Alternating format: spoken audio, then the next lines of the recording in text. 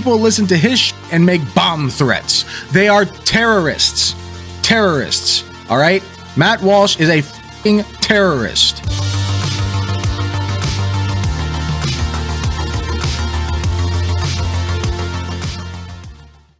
All right, Matt Walsh. Kind of cringe. He's a little bit of a cringy boy. Looking a bit like a very young, soyed out Santa here. And what is this fucking rosacea on his face? What the f? Anyway, he responded to Jon Stewart responding to What is a Woman, his documentary, which he completely floundered because it's just completely afactual and lacks any kind of nuance or depth of thought. And I'm sure Jon Stewart's response was awesome.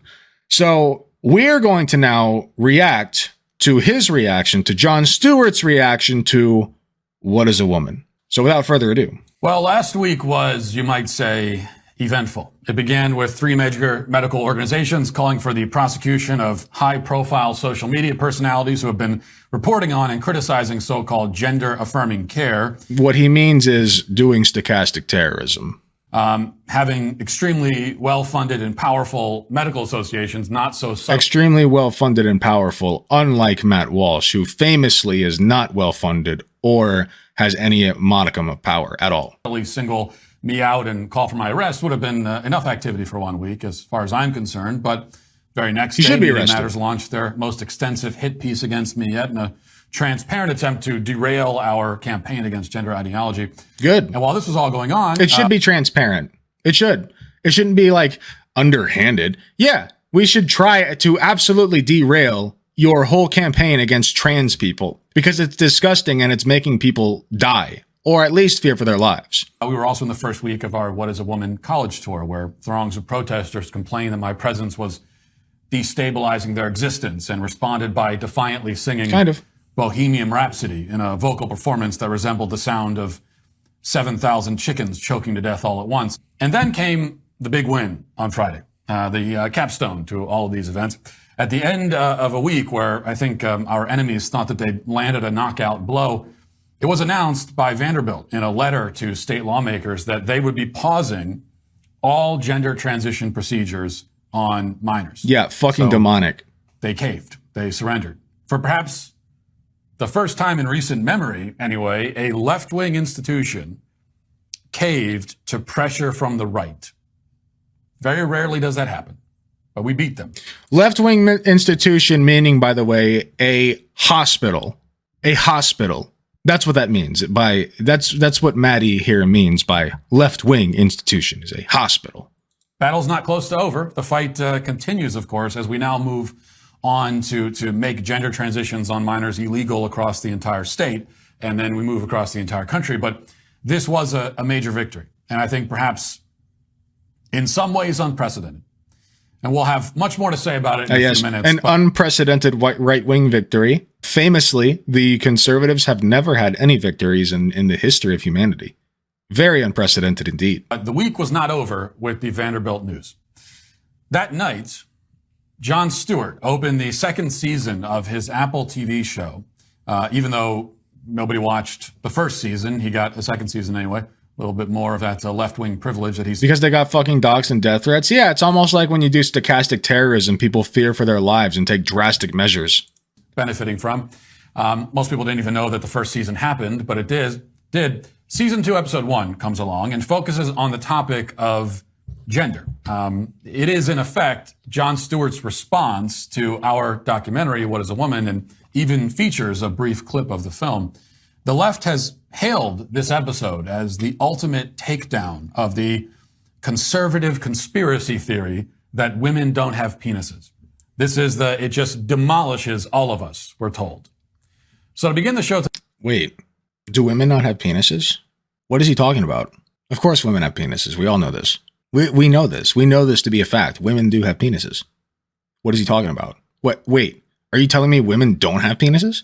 Well, this is new. This is news to me, Matt Walsh. Excuse you. Today, we're going to go through what women are celebrated as the most compelling and persuasive moments from this episode. And we will show that Jon Stewart is a shallow, spineless left-wing hack who has long had the reputation as a free thinker and a sort of bold comedic mind, even though he has always Jon Stewart, famous for defending fearlessly 9/11 victims and heroes in the court of law, trying to get them basic protections, basic health care, basic rights for their jobs that they did at the 9/11 attack site. Ground zero of the attack. Famously, Jon Stewart was an enormous voice in that regard. He used his clout, he used his overwhelming fame and power for good. But yeah, you know, he's a left-wing kook, right? Yeah, that Jon Stewart, that liberal, yeah. Anyway. Simply adopted the mainstream corporate position on literally every topic. Like 9/11 heroes deserving healthcare. And that's what he's done now on gender. So we start with a clip shared by the show's Twitter account, and the caption of this clip on their Twitter account was, "What is a woman? It's a question that suddenly is everywhere. And it turns out the answer is complicated. Jon breaks down the gender Not really. It's whoever identifies as a woman. That's what a woman is. Binary and gender spectrum in this week's episode. We are in a new dawn of gender and sex complexity, where those who don't fit into a simple binary are meant to be seen with humanity. It wasn't always like this, people. As recently as, let's say, the 1990s, early 2000s, people were making reductive jokes about the subject. Yep.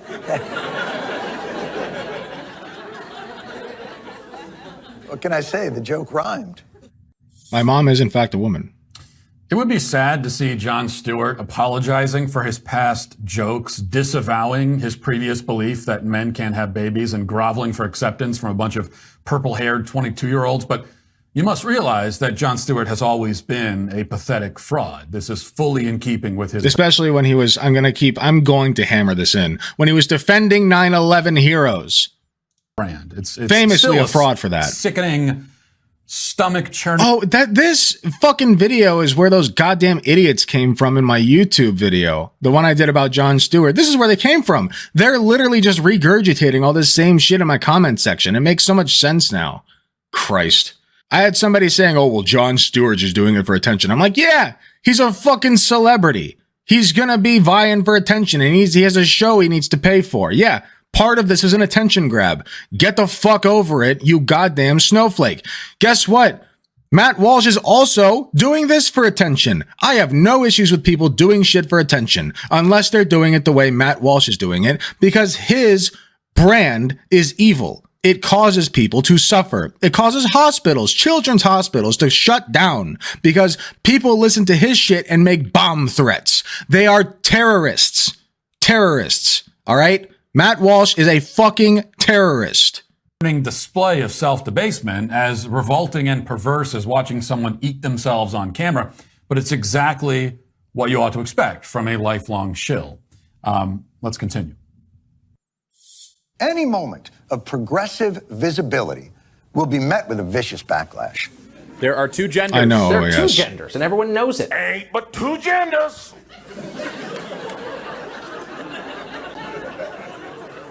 That last guy sounded like it's an emergency and we're running out of genders. Everyone, there ain't but two genders. So here you see the attempt. Why does he look so grumpy here? Look at how grumpy he looks. Aw, he's triggered. Aw, he's so grumpy. Look at the little grumpy cheeks. Aw, he's so grumpy. Aw, the Chad Jon Stewart versus the virgin Matt Walsh. Yes, he's pouting. Aw, it's so cute, dude. So here you see the attempt He's to make grumpy. a completely self-evident and obvious statement seem absurd. The audience, with the enhancement of a laugh track, giggles at the statement that there are only two genders. Like, this is the move. If you just laugh at something, then that automatically makes it laughable. Expecting us to believe that... I mean, it was liberal humor. Don't get me wrong. I don't think it was that funny. The claim is funny just because they're laughing at it. But like, his whole point is this is supposed to be a takedown of Jon Stewart's logic.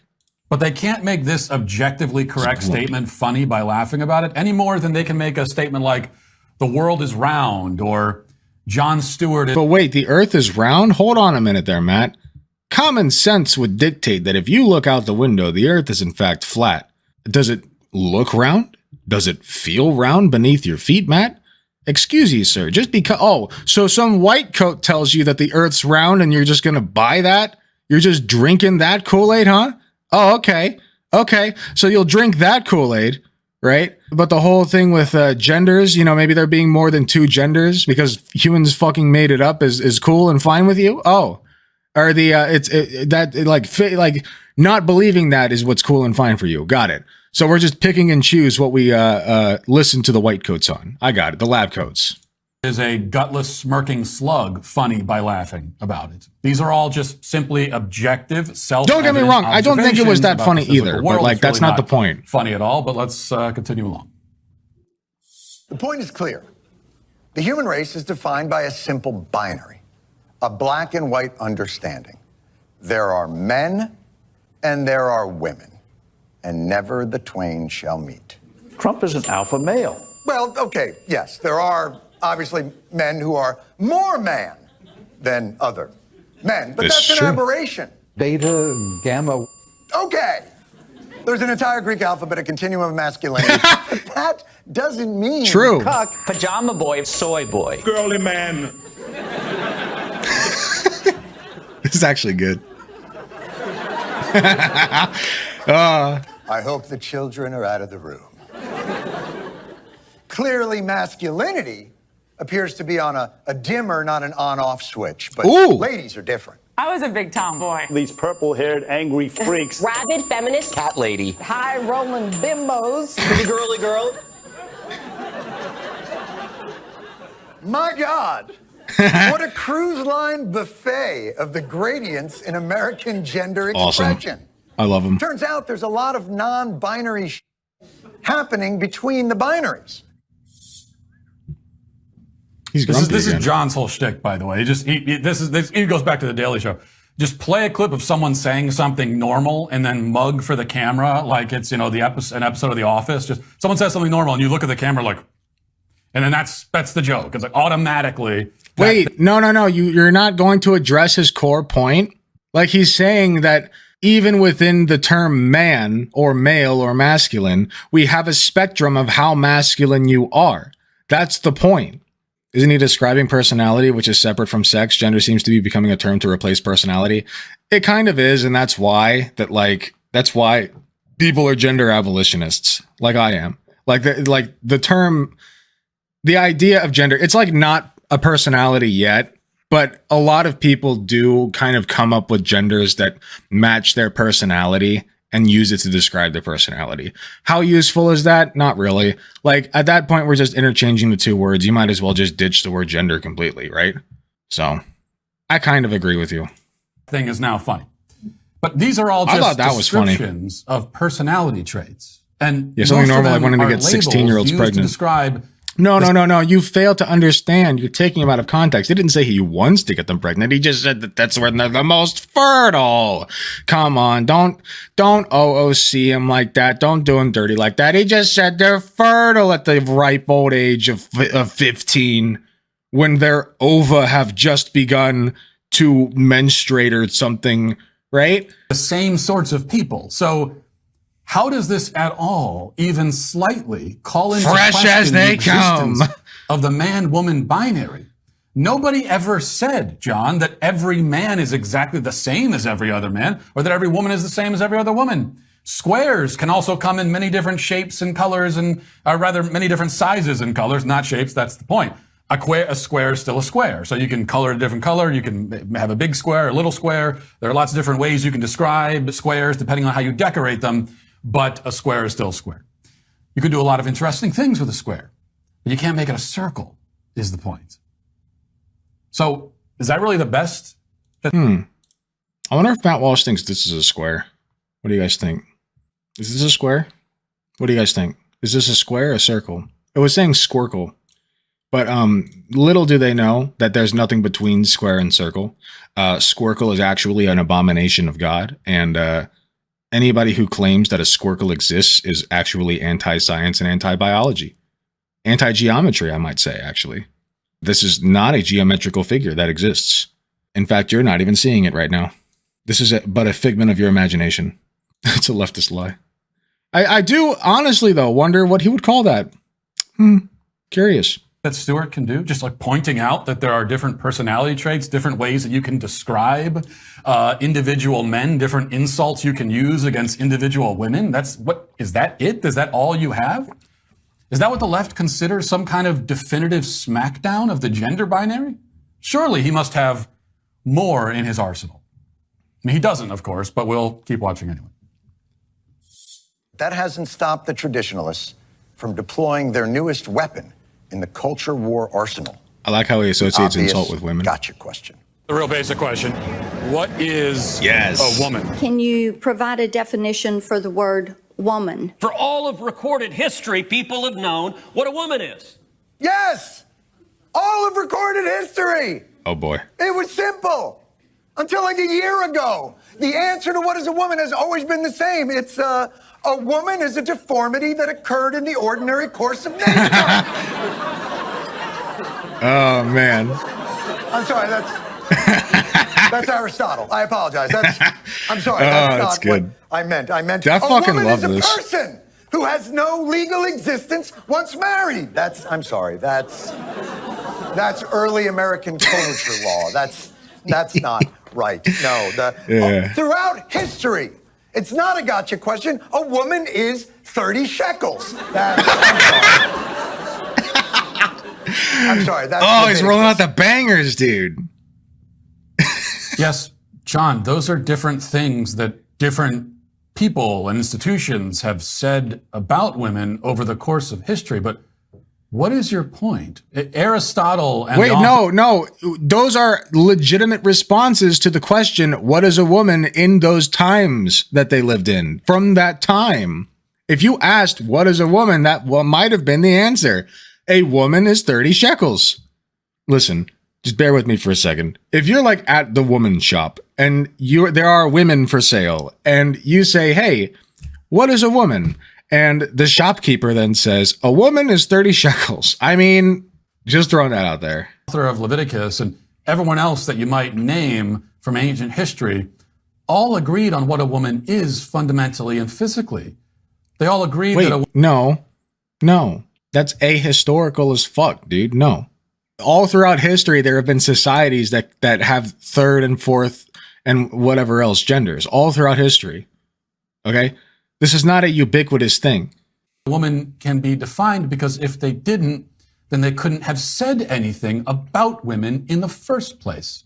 So see, John, that's what you're not understanding. You can't even talk about them. You can't say anything about them at all unless there's some shared understanding of what this entity is.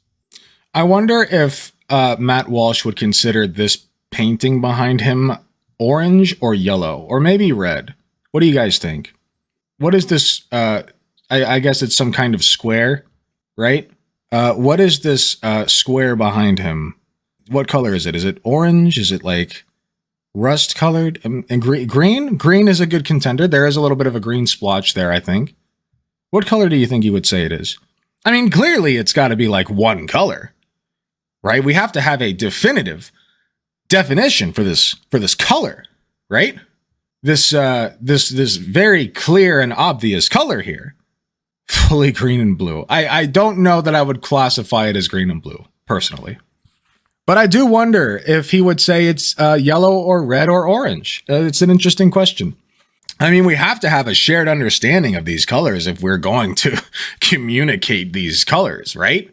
We have to have a shared understanding of it. Surely throughout history, we have not had examples of people in different cultures having different understandings of what colors are and the range of colors that they consider to be blue, green, red, yellow. Certainly not colors in between any of these very basic light spectrometers, spectrometry readings, right? We have to have a basic understanding, you know? Proving is that over history, people have had different ideas about the legal standing of women, about their place in society, and so on and so on. But you haven't proved that there was ever, at any time, ever in history, ever until just now, even the slightest disagreement on the definition of the word. No, indeed, you've proven the... Originally denoted a female and later became the Middle English. Are you fucking kidding me, dude? Compound of wife and man. A combination that can be traced back to Old English. Interesting. So it's a compound of wife and man. So really, it's not a set definition. You really weren't a woman until you married a man, until you were a wife. Then you're a woman. Until then, you are not a woman. Interesting that. But, you know, call me a weird leftist, crazy, whatever. But, you know, like this seems very telling to me. A portmanteau of basically of wife and man, huh? Interesting that. Very, very interesting that. Just a thought. I actually didn't know that until just now. Opposite, if anything. I mean, there are people who would say different things about Jon Stewart. Some people would say he's a comedic genius. On the other hand, people with functioning brains... He keeps going after his comedic shit. If you're so confident that he's wrong, stop attacking the fact that he's not funny to you, which is whatever, valid, I guess, and attack his actual points. Now, he literally just responded to the thing about women and whatever. I don't think that Jon Stewart made the best case for it, to be fair. I think he was going for comedic value over anything. But I am interested to see, I think he's, yeah, so I am interested to see how he responds to this interview right here. Say that he's a bland, boring chump, desperate for approval. These are all adjectives. Oh, some of them unlike more Matt accurate than Walsh, others. who is They don't very make Jon Stewart exciting and into entertaining. some kind of abstract, undefinable entity whose very objective existence is now up for debate. But Stewart isn't done here. He also interviews Leslie Rutledge, who's the Arkansas Attorney General and a great American who's helped to spearhead the efforts in her state to make it illegal to sexually mutilate children. Yet, notice the not framing. every great American is necessarily equipped to successfully respond. He can't just say what's actually happening, and that's that they are outlawing, they're attempting to outlaw accepted medical practice for trans people, right? Almost as if Jon Stewart is an entertainer. Yeah, I mean, Matt Walsh fancies himself an entertainer, but really he's just like the driest fucking bag of sand that I've ever seen. Just incredibly boring, incredibly uncharismatic, and I don't understand how he has any kind of following. Just insanely dull. Like the only people I imagine who watch him and enjoy him are like like divorced dads, right? Like they're sitting down with their little cup of whiskey and they got nothing else going for them, and they're like on their 4th or 5th or 6th shot, and they're like, yeah, that's true, man. Those fucking trans people are why my wife left me and why my kids won't talk to me. That's true, man. Yeah, fuck those trans people, man. I'm gonna call a bomb threat into the hospital now, man. Like, that's how that works. On to a partisan hack like Stewart while the cameras are rolling, okay? Not everyone is going to be good in that context. And unfortunately, it doesn't seem like Rutledge really is, which is exactly why she was chosen for this segment. But let's wait. What did he just say? Not ever good. Okay. Respond to a partisan hack like Stewart. Yeah. So what he's doing right here is he's sweetening the pot. And what that means is he's trying to prep you for the fact that he knows the Attorney General did not perform well. If I would expect anybody to have the answers to why they are implementing this legislation or supporting it as a powerful person, it is a powerful person, right? It's my point. If you are a powerful politician supporting or enacting a policy, you should understand the policy and every facet of it if it is this impactful, okay? Or at least like 90% of it. I can forgive up to 10%. But if it's your fucking job to know this shit that will impact millions of people, what the fuck are you doing playing clown to an actor who like just started following this shit? What are you doing? While the cameras are rolling, okay? Not everyone is going to be good in that context. And unfortunately, it doesn't seem like Rutledge really is, which is exactly why she was chosen for this segment. But let's watch a little bit of this. Why would the state of Arkansas step in to override parents' physicians, psychiatrists. Yeah, that is interesting. He interviewed trans people and I believe some trans allies on his movie, and he does not provide them the same generosity.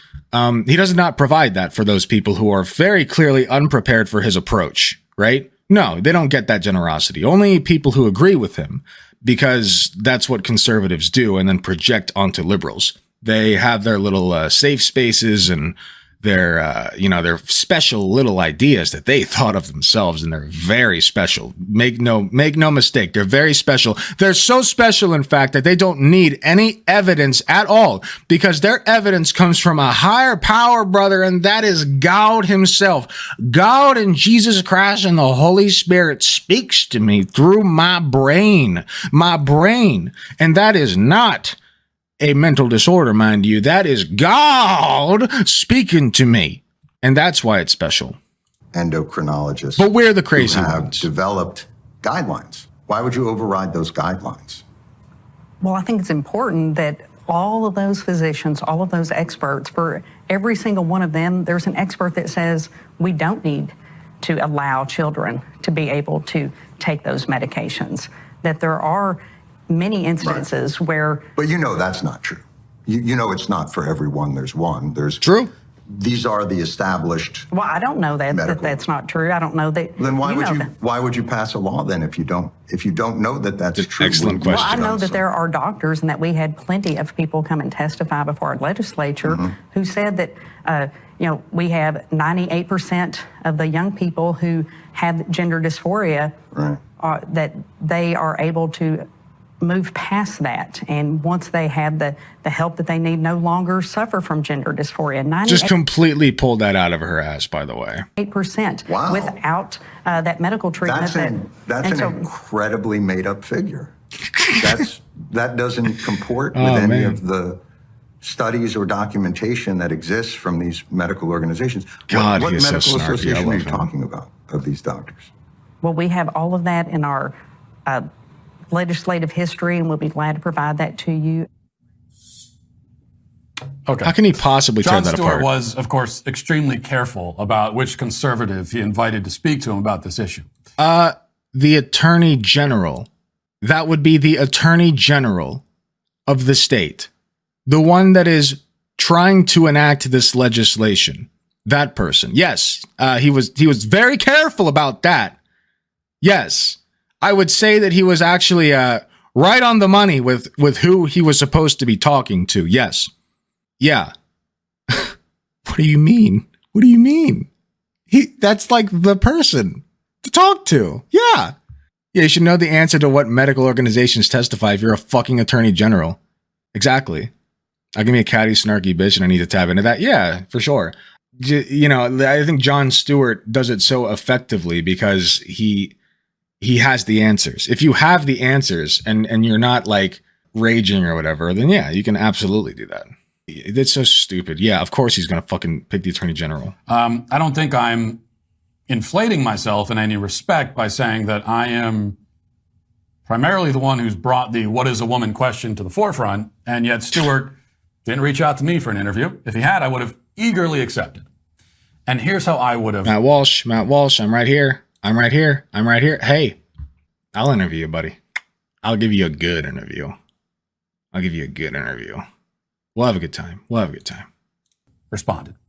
Instead of making the mistake of getting into a credentialism contest, as Rutledge does here, takes the bait. Once you do that, it's over. Okay, that's all this conversation is now. I would have said something like this.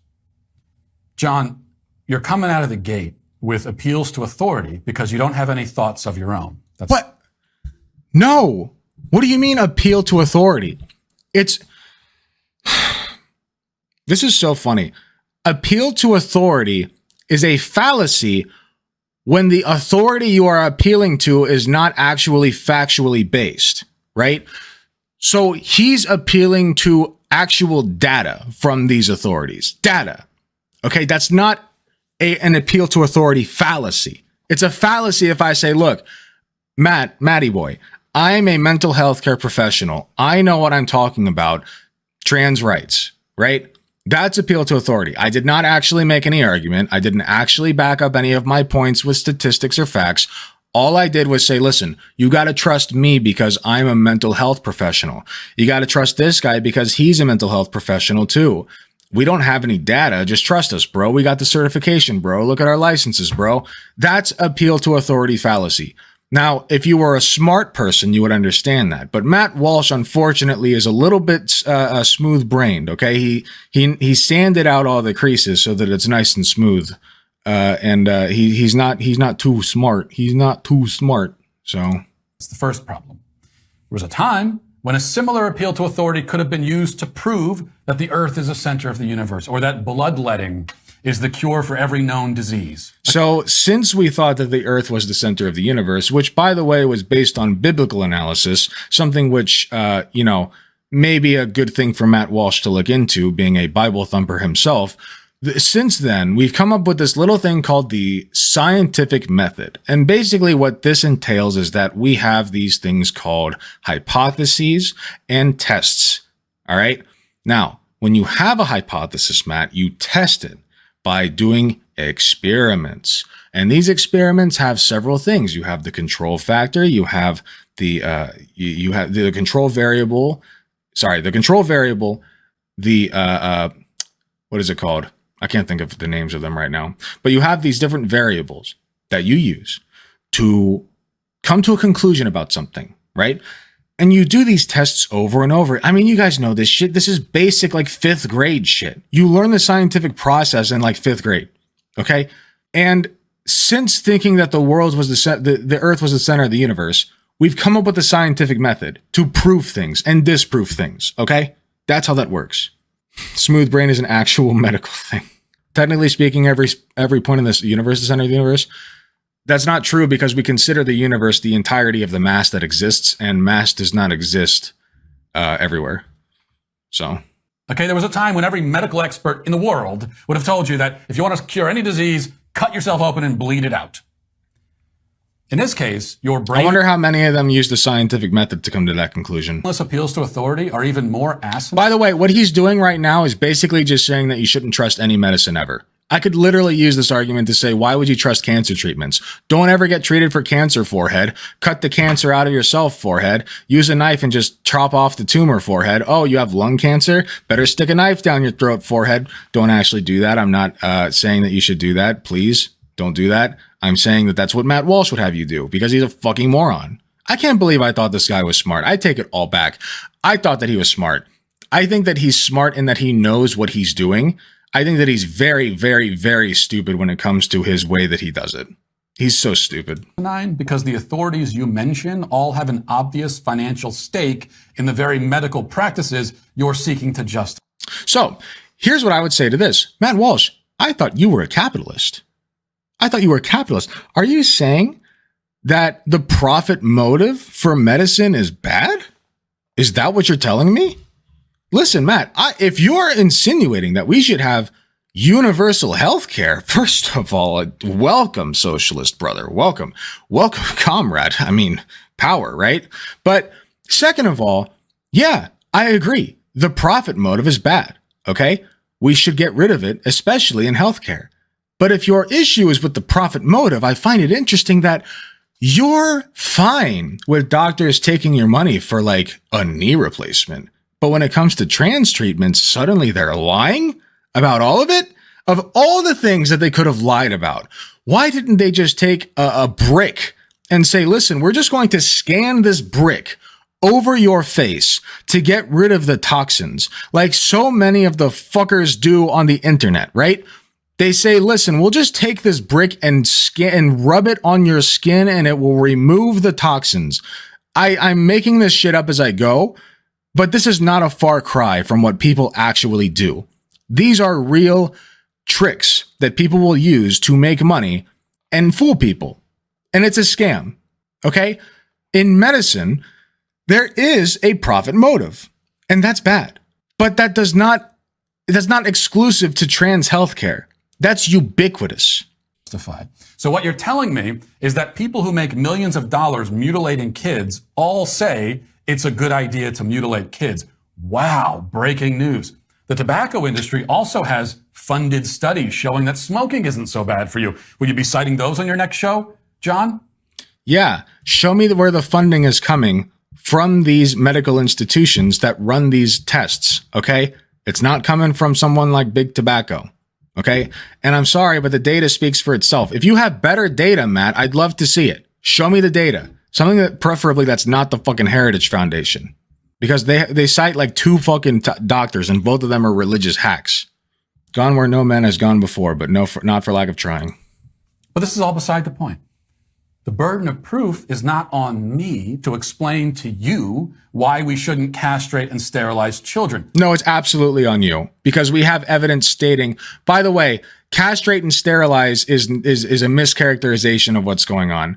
Of course, we should not castrate and sterilize children. Now, if you want to talk puberty blockers, I'm all about that. But you're just going to sit here and lie and say that puberty blockers chemically castrate you, which is not true and it's not proven and it's not based in any kind of reality. You just made that up. You might as well be writing fiction, okay? Because the reality, I'm sorry, facts don't care about your feelings. The fact is, puberty blockers literally just do what they say they do. The worst side effects you get is a lack of max growth height, which sometimes you're like an inch or 2 shorter, and B, sometimes your bones are a little bit more fragile. That happens, okay? You're a little bit more prone to your bones breaking if they get hit really, really hard. That's it. Your armor level decreases by a couple of points. I'd say that's a fair trade-off for somebody not, harming themselves, okay? I think that's a fair trade-off. And most doctors think that too. But God forbid we don't listen to Matt Walsh. You guys are the ones coming along esteemed medical expert Matt Walsh, engaging in those kinds of horrific practices. So you tell me what your evidence is. What studies are you talking about? Tell me, John, which credible long-term studies prove that it's a good idea to castrate and mutilate kids? Which ones? Castrate and mutilate kids? None of them. But thankfully, that's not what they're doing. Which ones? I was about to pull up studies too, but he's mischaracterizing. Here, I'll help you. There are none. They don't exist. These medical institutions don't have good thing we're not doing that. Their practices. Our kids are the study. This current generation. Dude, debating him would be a fucking cakewalk. Are you kidding me? I was thinking about it earlier and I'm like, gee, would that really be a good idea? But looking at his arguments that he's making, they're like so easy. They're so easy to tear apart. Just absolutely obliterate. It's no fucking wonder he had to wander up to random strangers for his video. And then when he confronted actual experts, he skips through them. It's no wonder. Yeah, he's baby brained. Like, what is this shit? Like he's not even trying, it seems like. All I have to do is say, well, yeah, no, I agree. We shouldn't chemically castrate children. You're right. There are no studies that show that that's a good thing to do. Thankfully, we're not doing that though. It's just that easy. It's just that easy. The lab rats. That's the part you're leaving out. You sycophantic. Like, okay, now the burden of proof is on you to prove that that's what we're doing, Matt. You understand that, right? The burden of proof is on you to prove that that's happening. Gas bag. Now, I'd like to tell you that this conversation progresses from here, but it really doesn't. Stewart spends the entire interview obsessing over the guidelines of medical organizations. That's the only thing they talk about. So, well, this organization said that we should do it, so we should. Yes, and they have data from scientists to support the fact that we should do it. Every medical institution agrees. And by the way, I find it interesting that he didn't go past that with the interview. Where do we get the guidelines for cancer treatment? We get it from the fucking Endocrine Society, okay? That's where we get it. So why would you listen to them about that, but you're not going to listen to them about treatment for trans children? Seems like a conflict of interest there, or a double standard, if you will. Literally all he has. That's it. His whole case comes down to, these people said we should castrate kids. Which people? Well, the people who make billions of dollars doing it. The same people who make billions of dollars taking your money for cancer treatment. Yes, those people. But you have no issue with cancer treatment, I noticed. Oh, great. Good to know. He also lies, of course, and misrepresents the data. Let's check that out. Oh, I've interesting. got some bad We news. keep going.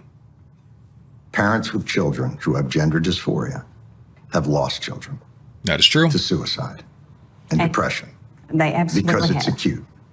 And so these mainstream medical organizations have developed guidelines through peer-reviewed data and studies. And through those guidelines, they've improved mental health outcomes. Okay, first of all, I was proven wrong. He did keep going. So, half a point for that. What data is that, John? What are you talking about? You're saying... Hold on. Majority of transgender youth maintain their gender identity 5 years after childhood social transition. Yeah, I remember this one. 7.3% of 317 socially transitioned transgender children had changed their gender identification or retransition at least once, an average of 5 years after initial social transition.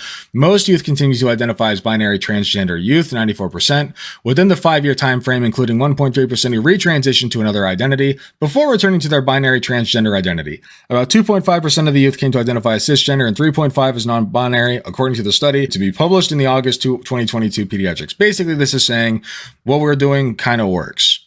Okay? You have a very, very, very low desistance rate. Very low. That's the research we're talking about. That's the data. And it comes from the American Academy of Pediatrics. And if you have better data, I'd love to see it. This is what I always tell these people, like, well, that data came from this institution that's trying to take your money. And it's like, okay, give me better data. You must have it. You must have it. Right? Saying that there is data showing that a child's long-term mental health is improved by castrating and sterilizing and mutilating him? Why did I even bother? I could have just said, no, we're not. See, this is the problem. He has to say castrating and sterilizing and mutilating them because that's not happening. But he has to make it seem like that's happening because if he doesn't, then he knows he's going to be proven wrong. So you have to immediately nip that in the bud. Because if you don't, he's just going to use this for his narrative. You have to be that's the one thing I will say if I were to debate him, I would have to be very careful about the way that he's phrasing that. Because when he asks for a study that says chemically castrating children is like a good thing to do, the answer should not be you pulling up a study saying that transgender treatments are good. Because that's ceding the point that transgender treatments includes castration, which is ridiculous. No, it's not. You have to say, no, there are no studies that say that because that's not what we're doing. That would be insane. That's an insane thing to do. And it's an insane thing that you think that that's what's happening. You know, that's what you have to be careful about. He's very insidious. Which data exactly is that? Where is that data? Can you cite it? See, Rutledge unfortunately never flips it around on him. He's very lucky that she never thinks to say, what are you talking about? Can you show me? What are you talking about? Can you provide an example? Can you say anything about... He knows what he's doing. He's just lying. That's how he's so careful with his words. Other than insisting that it exists? No, you can't because it doesn't exist. It never has existed and it never will. He's not wrong. It doesn't exist that, mutilating children and castrating children and doing that kind of shit to them does anything good because it doesn't. Thankfully, that's not what we're doing. Once again, you're lying. Unfortunately, we're the ones that are lying, by the way. Didn't call you out on that, but I will, and I'd do it to your face if you had the courage to sit down with someone who won't be so easily railroaded. But in some ways, I'm grateful for the Jon Stewart episode. He's grateful for it because it's the first time anyone has paid attention to him in like 8 years. I'm grateful because it's being heralded as the best defense of gender ideology ever put to film, and yet it's laughably weak and can be dismantled with almost no effort at all. Yeah, Hunger Master. And that really tells you everything you need to know about gender ideology. You should look in the mirror. Anyway. Yeah, that was bullshit, the entire thing. The entire time I was trying to think of how I would tear apart his arguments if I were in a debate with him, because God knows I would love to tear this man a new asshole in the marketplace of ideas.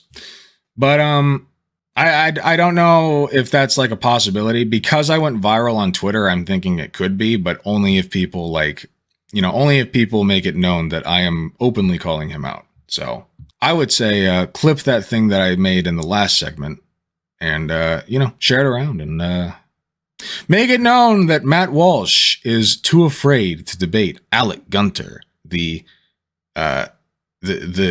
trans ally, the Chad trans ally, that he is too afraid to debate because he knows he'll lose. He knows.